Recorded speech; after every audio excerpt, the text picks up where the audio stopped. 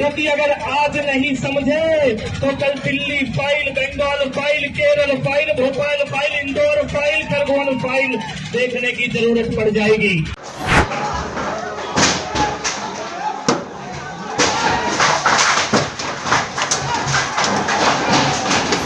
घर में आग लगा दी है। तो पूरे घर में आग लगा दी। छोटे क्या क्या नुकसान हुआ?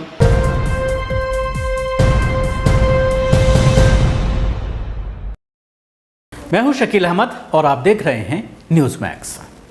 रामनवमी के दिन देश के 7 राज्यों में हिंसा हुई और हिंसा की वजह सोशल मीडिया पर जो वीडियो वायरल हो रही हैं उससे कोई भी उनको देख करके ये अंदाज़ा लगा सकता है कि इसके पीछे क्या कारण थे और किन की वजह से हिंसा हुई। शुरुआत जिस तरह से हिंदूवादी संगठनों के जरिए मुस्लिम महल्लों में, मसाजिदों में जाकर के जिस तरह से नंगा नाच किया गया, मसाजिदों के ऊपर चढ़ करके जिस तरह से झंडे लगाए गए, उस पर तमाम मीडिया पूरी तरह से खामोश है, जुडिशरी खामोश है, सारी एजेंसियां खामोश हैं, सरकारें खामोश हैं और इस तरह के हिंदूवादी संगठनों को पूरी तरह से खुली छूट दे रखी है, जो कहीं ना कहीं देश को एक बहुत बुरे माहौल की तरफ लेकर जा रहा है। और कहीं ना कहीं ये सवाल खड़ा हो गया है कि जब बदमाशों के दिल में, गुंडों के दिल में, आतंकियों के दिल में कानून का कोई खौफ नहीं रहेगा तो वो बेलगाम हो जाएंगे, फिर वो राह चलते व्यक्ति से गाड़ी और मोबाइल छीनेंगे, उपद्रव मचाएंगे, हालात बेकाबू हो जाएंगे। अगर अभी से ही इन सब चीज़ों पर कंट्रोल नहीं किया गया तो और स्थिति बद से बदतर होती चली जाएगी। मैं बात कर रहा हूँ आज खरगोन का, कुछ तस्वीरें लेकर के आपके सामने हाजिर हुआ हूँ। खरगोन में जो फसाद हुआ, दंगा हुआ, गरीब मुसलमानों के मकानों पर यह कहकर बिल्डोजर चला दिया गया कि ये इल्लीगल और गैर कानूनी ज़मीन पर बने हुए थे। जाहिर सी बात है, कोई ना कोई बहाना बना करके लगातार मुसलमानों के ऊपर जुल्म हो रहा है और इस पीछे, फसाद के पीछे सबसे बड़ा हाथ जो इस पूरा सामने आ रहा है वो वही दंगाई है जिसने दिल्ली में 2020 में दंगा कराया था नॉर्थ ईस्ट में, कपिल मिश्रा। पहले आप उसका एक छोटा सा वीडियो सुनिए। हिंदू के अलावा कोई और पहचान हमारी नहीं होनी चाहिए। अगर कोई हिंदू के अलावा किसी और पहचान की बात करता है, जात पात की, समाज की बात करता है, तो ये समझ लेना वो तुम्हारी कश्मीर फाइल बनवाने की तैयारी कर रहा है, जो हमारे बीच में टूट डाल रहा है। आज कश्मीर फाइल को देख लो और समझ लो, क्योंकि अगर आज नहीं समझे तो कल Delhi file, Bengal file, Kerala file, Bhopal file, Indore file, Khargone file देखने की जरूरत पड़ जाएगी। इसीलिए आज समझो, जो कश्मीर के अंदर हुआ वो हमारे मोहल्लों में ना हो, हमारे इलाके में ना हो, ये समझना जरूरी है।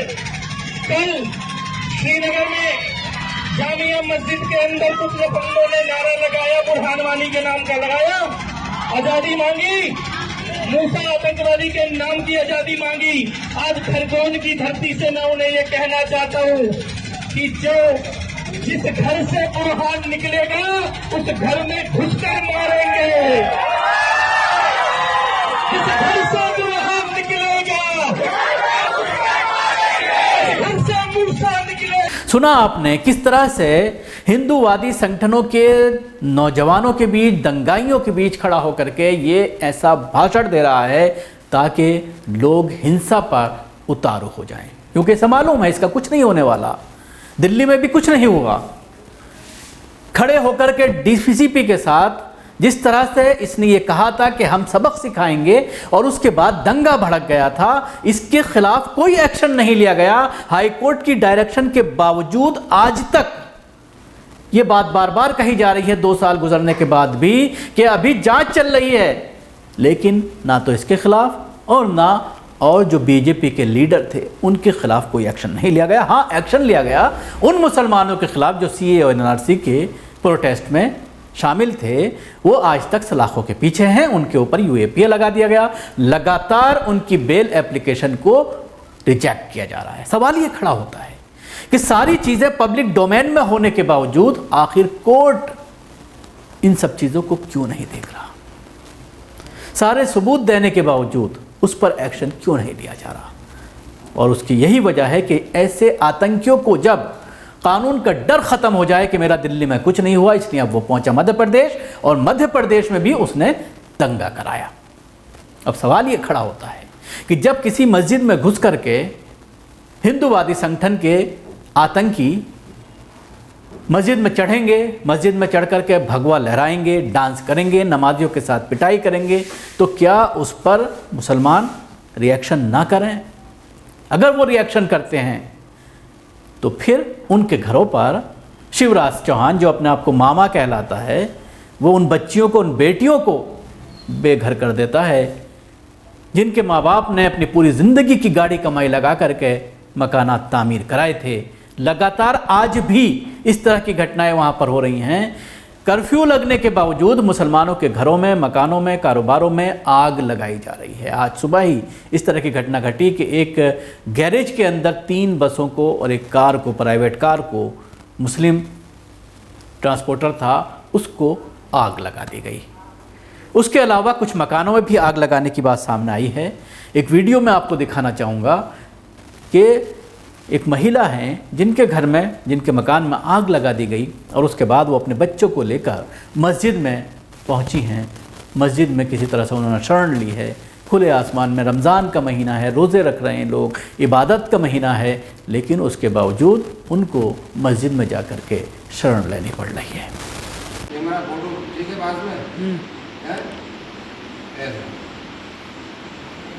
हाँ, आप कहाँ रहते?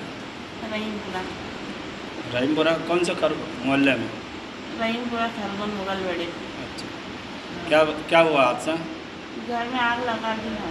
अच्छा, तो पूरे घर में आग लगा दी। छोटे क्या क्या नुकसान हुआ? बहुत नुकसान हो गया, पूरा दरवाजा जल गया, घर का सामान भी जल गया। कितने बच्चे आपके? 3 बच्चे हैं इस वजह। कितने लड़के हैं? लड़के नहीं है, 3 लड़कियां हैं। 2 अच्छा। छोटी छोटी लड़कियों को लेके दूसरी जगह सो रहे हैं। क्या काम करते हैं? मजदूरी कहीं कर लेते हैं छुट्टी। अच्छा, अभी कहाँ हैं? हम दूसरी जगह सो रहे हैं मस्जिद में बच्चों को लेके। तो प्रशासन से ये है कि मदद करें, हमको ये परेशान नहीं करें, ये चाहते हैं हमेशा।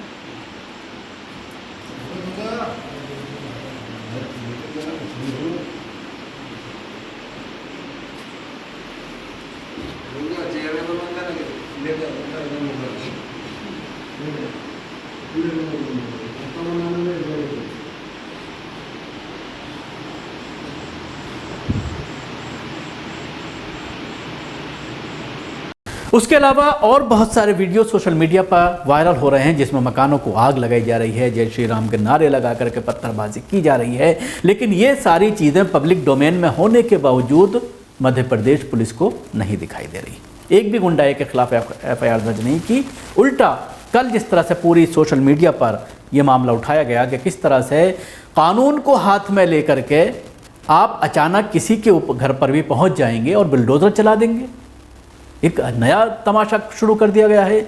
बीजेपी की जो शासित राज्य हैं, चाहे वो उत्तर प्रदेश की बात करें, चाहे वो मध्य प्रदेश की, कि अगर किसी को मुलजिम बनाया जाता है, उसके ऊपर इल्ज़ाम है, जब तक वो साबित नहीं हो जाता तब तक, और जाहिर सी बात है, हमने अक्सर ये देखा है कि जब कोई वांछित मुजरिम होता है, वो सरेंडर नहीं करता है, तो उसके घर के कुर्की के ऑर्डर किए जाते हैं, और वो भी बाकायदा पूरी एक कानूनी प्रक्रिया होती है। कोर्ट में उसको पूरा ऑर्डर कराना पड़ता है, कोर्ट के ज़रिए कुर्की के ऑर्डर किए जाते हैं, और वो भी उसी मकान की कुर्की हो सकती है जिस मकान का वो मालिक हो, जिसके ऊपर आरोप है, जिसके ऊपर इल्ज़ाम है, जो भगौड़ा है। लेकिन हो क्या रहा है, अगर दादा के नाम भी मकान है और किसी का नाम इस दंगे में आ गया है, तो उसके मकान को जाकर के बिल्डोज़र से गिरा दिया जाता है, उसकी दुकान को, उसको कारोबार को नष्ट कर दिया जाता है। सवाल उठ रहा है सोशल मीडिया में, लेकिन इस पूरे मामले को लेकर क्या आपने कहीं इलेक्ट्रॉनिक मीडिया में या आज के अखबारात में इस तरह की खबरें देखी? किसी ने कोई सवाल खड़ा किया हो, या सुप्रीम कोर्ट खुद सो मोटिव ले सकता है? कल से लोग हंगामा कर रहे हैं कि आखिर कानून को हाथ में पुलिस कैसे ले सकती है। दंगा के नाम पर किस तरह से किसी के मकान पर अगले दिन जाकर के, वो भी अगले दिन, नेक्स्ट डे, ना तो आप उसको सरेंडर का वक्त देते हैं, ना ही उसके ऊपर आप कानूनी प्रक्रिया पूरी करते हैं, ना ही उसको सरेंडर करने के बाद उसको जेल भेजते हैं, उसके ऊपर आरोप तय करने की बात की जाती है। 3 महीने का वक्त होता है, 60 दिन या 90 दिन के बाद चार्जशीट दाखिल करने का। उसके बाद कोर्ट के बाद में ये तय करना होता है, कोर्ट ये तय करती है कि वो मुलजिम है या नहीं, उसने जुर्म किया है या ना किया है, और उसके बाद वो सज़ाएं सुनाई जाती हैं और सज़ा भी कानून के अनुरूप होती है। जो हमारी धाराएं हैं उनके तहत उनको सज़ा दी जाती है, जो दो धाराएं चार्जशीट में तय की जाती हैं उसी पर बहस होती है। गवाह अपनी बात रखते हैं, पुलिस अपनी बात रखती है, सरकारी वकील और जो बचाव पक्ष का वकील होता है वो अपनी दलीलें रखते हैं, और उसके बाद कोर्ट किसी निर्णय पर पहुंचती है। लेकिन कोर्ट भी आईपीसी के तहत जो जिन धाराओं में जितनी सज़ा है उसके अकॉर्डिंग फैसला करती है। उसके बाद भी मुलजिम के पास ये हक होता है कि वो हाई कोर्ट जाए। हाई कोर्ट में कई बार फैसला पलट जाता है। अगर हाई कोर्ट में भी उसी तरह का फैसला आता है जो लोअर कोर्ट में आता है तो उसके बाद सुप्रीम कोर्ट में जाने का प्रावधान है। कई बार सुप्रीम कोर्ट से उसको राहत मिलती है।